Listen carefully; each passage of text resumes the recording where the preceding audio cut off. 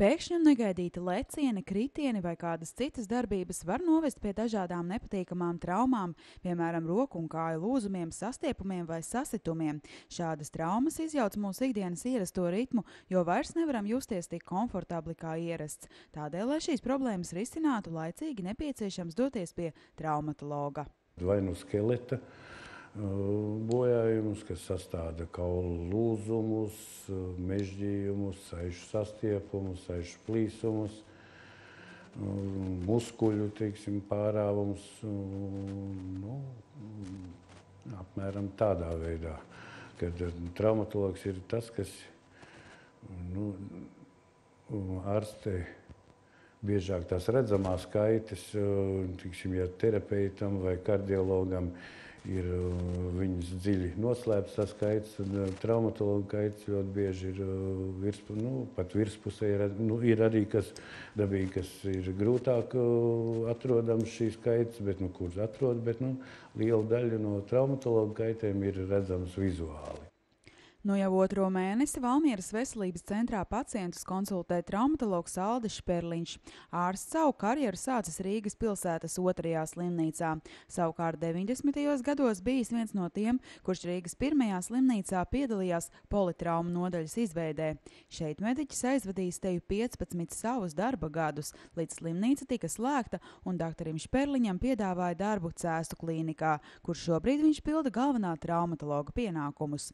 Valmieras veselības centrā mediķis palīdzēs pacientiem, kas sūdzas par sāpēm locītavā vai ir guvuši kādas nepatīkamas traumas. Jebkurš lūzums vai, iegūtas kāju deformācijas, ja tā varētu izteikties, šķības kājas, kaut kādi kustību ierobežojumi, elkoņa, pleca locītavās, saucamie pirkstu tirpšana, kur ir nospiesti kanāli, caur kuriem iet nervi, saucamie karpālie kanāli,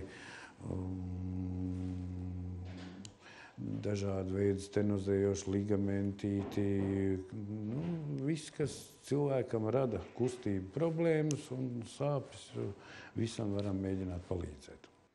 Mēdiķis uzsver, ka pie traumatologa būtu nepieciešams doties, ja ir piedzīvots kāds negaidīts kritiens vai kāds cits nepatīkams atgadījums, kā rezultātā rodas sāpes locekļos. Tomēr pirms došanās pie ārsta nepieciešams arī pašam izvērtēt, cik nopietna ir problēma. Mazs sīkums, tas var vēlāk izvērsties par lielu problēmu. Tā ārsta konsultācija būtu vajadzīga, varbūt viņa nav vajadzīga. Uzreiz, piemēram, naktī skriet uz uzņemšanu un gaidīt stundām rindu, kad var līdz tam rītam nonākt kaut vai jau sākotnēji pie ģimenes ārsta, kurš jau tomēr izvērtēs šo nepieciešamību, vai viņi ir, vai viņi nav. Bet, es ieteiktu tomēr arī pie tā, kad liekas, ka tikai sastiepums vai sasitums, tad tomēr griezties. Pieņemšanas laikā Valmieras veselības centrā traumatologs veic nepieciešamos izmeklējumus, lai noskaidrotu sāpju vai kādu citu nepatīkamu sajūtu cēloni. Tāpat kabinetā var izdarīt arī atsevišķas sīkas manipulācijas, lai uzlabotu pacienta kustību brīvību. Pats maksimālais ir kāda punkcija vai zāļu ievadīšana locītavā, locītavās, vai atkal savukārt kaut kādas šķidruma atsūkšana no traumētās locītavas, un tālāk jau pārējais viss, kur ir nepieciešama gan operācijas zāle vai kaut kas tāds, tas tiek ar pacientu aprunāts, pārunāts un jau veikts, viņam izdevīgā vietā. Lai veiktu precīzu izmeklējumu, traumatologam kabinetā ir pieejams dators, kur digitālā formātā iespējams aplūkot pacienta rentgena uzņēmumu, lai noteiktu pēc iespējas precīzāku diagnozi. Slimnieks uztaisot rentgena bildi, viņi ir burtiski momentā man uz ekrāna. Savukārt, ja viņš uztais jau iepriekš šo rentgena izmeklējumu, tad atnākoties šeit viņi var jebkurā brīdī atrast un apskatīt slimniekam Viņš var, teiksim, jau savu laiku arī plānot. Viņam vienu dienu ir ērtāk atnākt uztaisīt bildi, viņš atnāk šo rentgenu izmeklējumu veids un savukārt tad atnāk jau šeit, kur atverot datoru, es redzu šos izmeklējumus. Sarežģītākas manipulācijas un operācijas traumatologs piedāvā veikt Cēsu klīnikā, kur pacientiem aizvien ir pieejama arī valsts apmaksāta palīdzība.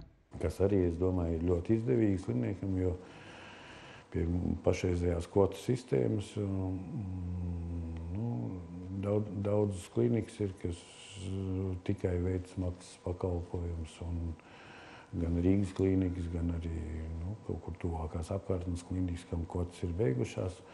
Es savukārt varu piedāvāt uz Cēsu klīnikas kvotu rēķinu šiem slimniekiem, teiksim, gan kvalitātes ziņā, gan arī finansiālā ziņā konkurētspējīgus pakalpojumus. Šajā pat kabinetā aptuveni 2 mēnešus pacientus konsultē arī ķirurgs Andrejs Miļčevskis. Mediķis ikdienā operē Latvijas Jūras medicīnas klīnikā un Rīgas Stradiņu universitātes slimnīcā. Ārsts galvenokārt specializējas vispārējā ķirurģijas nozarē. Es nodarbojos ar minimāli invazīvo ķirurģiju vedera dobumā, kad caur maziem griezieniem ar video optiku var izoperēt vairākas lietas bez lieliem griezieniem.